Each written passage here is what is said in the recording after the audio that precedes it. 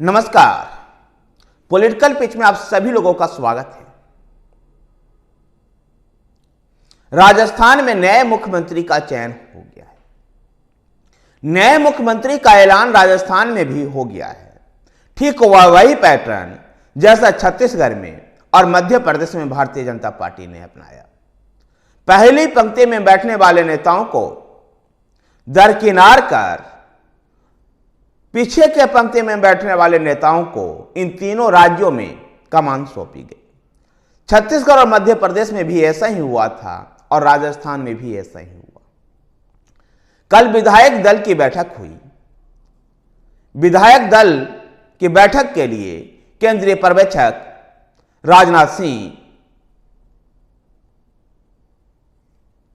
विनोद तावड़े और सरोज पांडे जयपुर पहुंचे। जयपुर हवाई अड्डे पर उनकी अगवानी करने के लिए वसुंधरा राजे सिंधिया मौजूद थी। किसी को यह अनुमान नहीं था कि भजनलाल शर्मा को राजस्थान की कमान सौंपी जाएगी। चुनाव के दौरान भी और चुनाव परिणाम के बाद भी जिन नेताओं के नाम की चर्चा चल रही थी, उन सबको धोखा बताते हुए भारतीय जनता पार्टी ने जयपुर के सागनेर सीट से विधायक और भरतपुर के रहने वाले एक ब्राह्मण चेहरा भजनलाल शर्मा को मुख्यमंत्री की कमान सौंपी है। 56 साल के भजनलाल शर्मा पहली बार विधायक बने हैं। इससे पहले वो पार्टी के संगठन में काम करते रहे हैं। पार्टी के राज्य इकाई के महामंत्री रहे हैं। वो महामंत्री के पदों पर लंबे समय तक उनको काम करने का अनुभव है।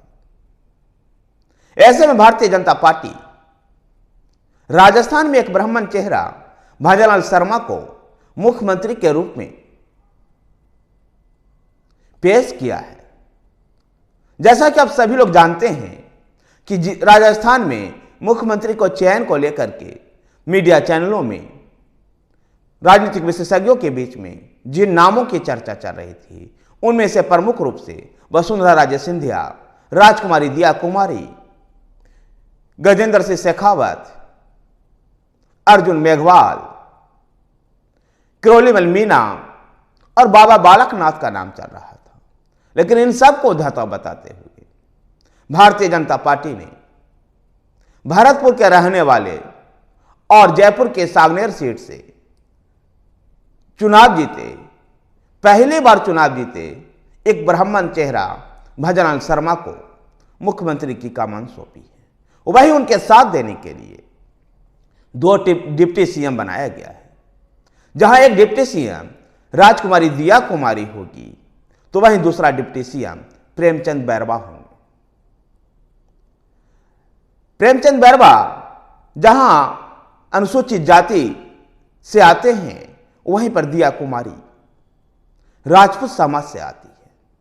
ऐसे में पूरी तरह से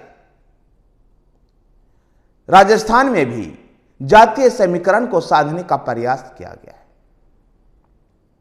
तो वहीं पर राजस्थान विधानसभा का अध्यक्ष वासुदेव देवनानी को बनाया गया है, जो वैश्य समुदाय से, जो बिजनेस करने वाले समुदाय से आते हैं।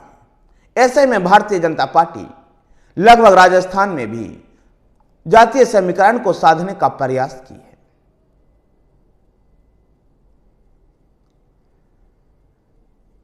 राजस्थान में भजनलाल शर्मा के मुख्यमंत्री बनने के साथ ही वसुंधरा राजे सिंधिया का युग समाप्त हो गया। विधायक दल की बैठक में भजनलाल शर्मा का नाम का प्रस्ताव वसुंधरा राजे सिंधिया ने ही किया था, जिसको सर्वसम्मति से स्वीकार किया गया और अब भजनलाल शर्मा राजस्थान के अगले मुख्यमंत्री होंगे। भारतीय जनता पार्टी ने राजस्थान में पहली बार किसी ब्राह्मण चेहरे को मुख्यमंत्री के रूप में उतारा है। ब्राह्मण भारतीय जनता पार्टी को लगातार वोट करता रहा है।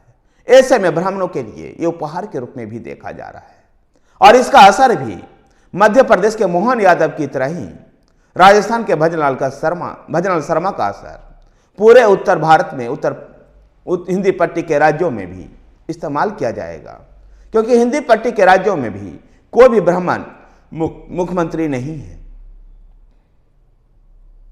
पूरे राष्ट्रीय स्तर पर भी देखें तो अब तक केवल 2 ही ब्राह्मण मुख्यमंत्री हैं। एक तृणमूल कांग्रेस की ममता बनर्जी पश्चिम बंगाल में और दूसरे भारतीय जनता पार्टी के असम में हेमंता बिस्वा शर्मा। इनके अब तीसरे मुख्यमंत्री ब्राह्मण चेहरे के रूप में भजलाल शर्मा होंगे। ब्राह्मण पूरी तरह से भारतीय जनता पार्टी के साथ कमिटमेंट है और एक समय ब्राह्मण को भारतीय जनता पार्टी को अग्रणी जातियों का ही पार्टी मानी जाती थी, लेकिन भारतीय जनता पार्टी ने अब दलितों के बीच में भी, पिछड़े वर्ग के बीच में भी और आदिवासियों में भी अपनी पैठ बना ली है। धन्यवाद साथियों। अगर आपको वीडियो पसंद आए तो वीडियो को लाइक कीजिए, शेयर कीजिए। हमारे साथ बने रहने के लिए हमारे चैनल पॉलिटिकल पिच को सब्सक्राइब कीजिए। धन्यवाद।